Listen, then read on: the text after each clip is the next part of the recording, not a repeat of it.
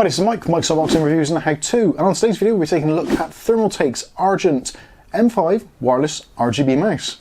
This is a Bluetooth, wireless and also wired gaming mouse. Keep watching to find out more.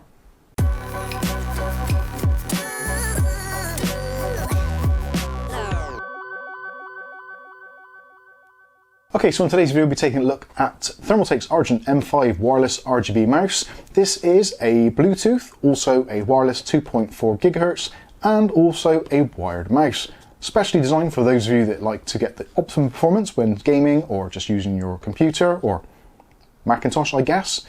Anything that basically uses a mouse. So this is effectively a USB mouse, but it does work wirelessly as well. It's got roughly up to a 200-hour battery life. That is with all the power saving features on and using Bluetooth. If you're using it in the kind of 2.4 GHz mode, you're looking around about 100 hours life, and that is with the RGB turned off, around about 30 hours with the RGB on.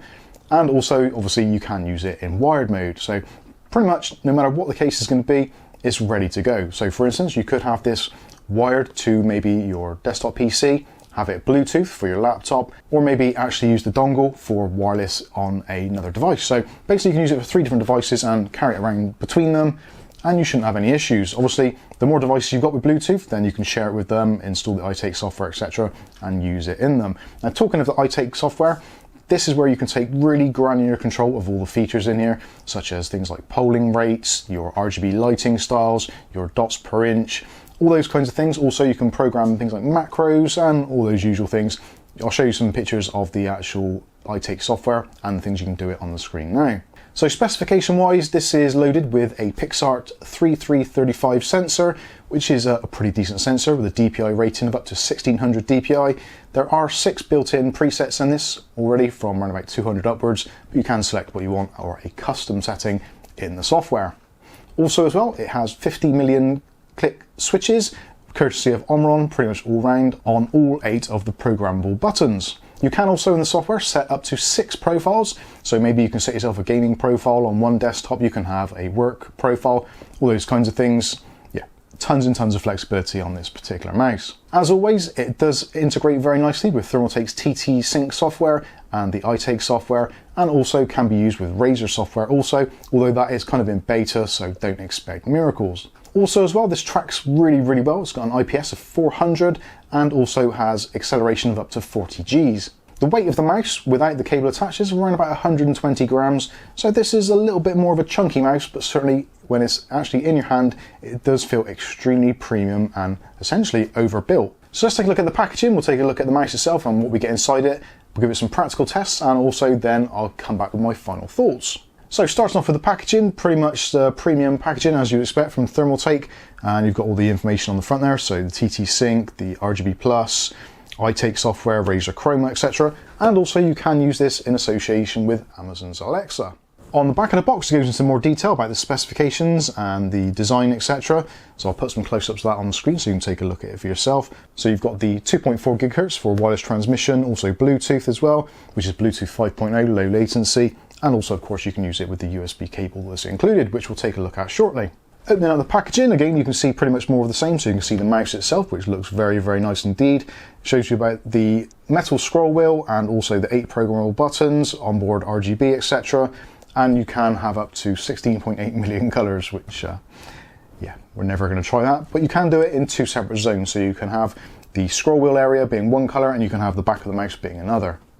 So taking the mouse out of the box, we'll take a look at some of the accessories. So first of all, you get this really nice braided cable, 1.8 meters in length, and that is a USB type A to a micro USB. The micro USB is used to actually charge the device. You can obviously, again, like I said earlier, you can use this as a wired mouse should you wish to. Also included is a user manual, a warranty guide, a couple of Thermaltake stickers, and also our wireless dongle. And the wireless dongle is actually pretty clever. It is a mini or nano receiver, so you can plug that into your PC, laptop, etc. and leave it where it is. Or if you want to, you can actually use it in this supply Thermaltake adapter using the USB cable. You can then plug in your micro USB into the actual unit itself and then use that as an extension. So if you plug this into the back of your PC, then you've got 1.8 meters to actually put this where you need it to be. Although realistically, you don't need to worry about that too much. When you're using it in Bluetooth mode, you've got up to 10 meters of wireless range, and when you're using it in the 2.5 gigahertz, you've got around about 5 meters or so. So that should please most people. Looking at the mouse itself, now there is a few things of this I'm not entirely keen on. One of which is the scroll wheel, which actually is a really nice scroll wheel. Very heavy, very precise, but for me it's a little bit low actually in profile on the mouse, so when you're trying to click it or wheel it, I would like it to be a little bit maybe smaller of the wheel or a little bit taller so it just moves slightly more. That's my own personal preference, but I think most people will be really pleased with it. Also as well, everything is completely ergonomic and ambidextrous, so whether you're a lefty or a righty, you shouldn't have any issues at all. It is entirely symmetrical. Also as well, you've got those 8 buttons, so we've got 2 on this side, which would be traditionally your back and forward buttons. You've got your left and right mouse click, you've got your center wheel click, you've also got your DPI button, which you can configure to something else if you don't want to have it as a DPI button. And on the other side, again, you've got another 2 buttons. So loads of buttons to program, configure, and change to whatever you want, set up macros, that kind of thing, for maybe buyouts in games, that kind of thing. Very nice. The other thing I'm not entirely keen on is the actual finish. Now the finish itself is a kind of satin matte black finish, as you can see, and it does tend to be somewhat of a fingerprint magnet and does show up grease and sweat and all that kind of stuff off your hand whilst you're using it. So even just pressing on there for a few seconds, there's a very small mark there, so it probably is going to be one of those that you're going to try and keep clean and probably have a cloth handy.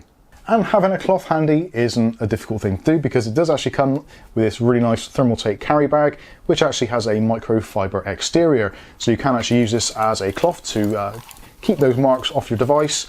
And when the device isn't in use, you can just slip it in here, put it into your bag and take it to work with you. Looking at the underside of the mouse, this is where things get a little bit interesting. So there is a switch on there, which is selectable. So you can have it in Bluetooth mode, which switches across. You have it in the middle to turn it actually off. And obviously when you're charging it, it's probably best to have it in the off mode. Or also you can switch it the other way to 2.4 gigahertz. So tons and tons of flexibility. There is also a connect button. So if you're using it with Bluetooth or the actual Wi-Fi antenna, then you can just click on the connect button and it will synchronize immediately. It is pre-paired out of the factory, so you don't have to worry about that. With Bluetooth, that is a little bit different. You will need to pair it with your device. The skate pads on the bottom are pretty decent and full width of pretty much the base. Would have liked to have seen them maybe a little bit bigger. There is a very small amount of drag on some surfaces. Again, depending on what mouse mat or what desktop you're using, your mileage is definitely going to vary. Talking of the RGB as well, also on the back, so as you can see at the moment, because I've just turned this on into 2.4 gigahertz mode, it's waiting for connection. So when it's flashing like this, means it's waiting for a connection. When you press the button on the top, it will normally cycle through the lighting styles, but because I've not got this connected at the moment, you can't see that, but hopefully you'll see that from some of the B-roll. You can change all of the RGB settings actually just by pressing the DPI button when it's in Bluetooth or wireless mode, or again, you can use the Thermaltake software to take control of those things.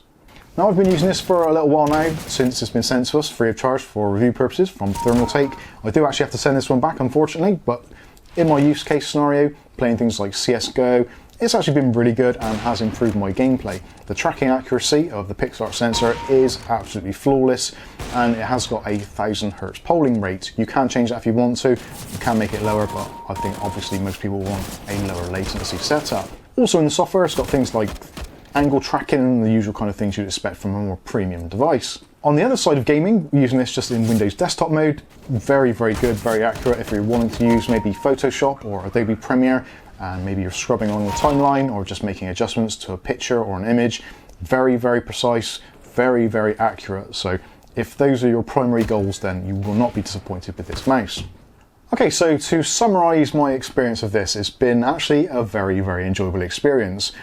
One other downside which you may come across when you're actually looking at this, there will be links in the video description so you can check out for yourself. A potential downside is the price on this one. So in the UK at the moment, this is retailing from anywhere between £90 to £100, which is a lot of money for a mouse. It isn't a lot of money for a mouse of this quality, but certainly it is a lot of money. If you're possibly pairing this with the Argent K5 keyboard as well, you're not going to get a lot of change out of £300. So it can be a very premium setup, but certainly is going to hurt your wallet a little bit. But certainly, if you are one of those people that money is no issue and you just want the best on your desktop, then this is definitely worth a look. So this has been the Argent M5 Wireless RGB mouse. I've been Mike, this is Mike's Unboxing Reviews and How To, and hopefully we'll catch you in the very next video. Thanks for watching.